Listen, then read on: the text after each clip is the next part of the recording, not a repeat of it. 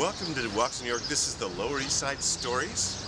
This is the gateway to America for generation after generation of immigrants. We are rich with history.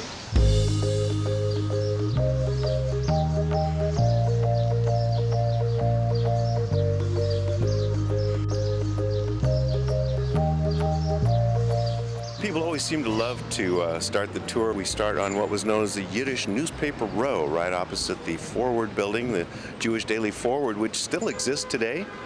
The beautiful building was built in 1911 and became condominiums. Today, a Versace heir is living in the building. It's a beautiful building. Then we proceed back and forth through the Lower East Side. I'd say the next most popular spot is the beautiful synagogue, the Eldridge Street Synagogue. An absolutely beautiful Moorish design, and it was the first synagogue for the Orthodox Jews in New York. Eddie Cantor was a member there, sang there in the temple. People adore that. We do a lot of great food stops. We go to the Pickle Guys, the last pickle store on the Lower East Side. At one time there were 80. Eastern Europeans loved their pickles.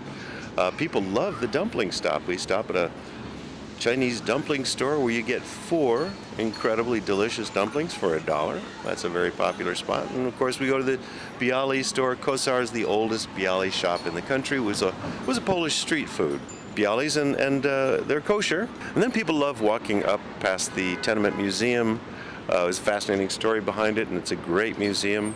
And of course walking through that area of the Lower East Side, you really see the old garment district, still some signs of it, and the new Lower East Side, which is over 100 art galleries and cafes, and Art Center is a whole new population moving in. And of course you learn a lot about the Chinese on this tour because they are the new wave of immigrants. They've replaced the previous waves. About 50% of the population of the area now is Chinese.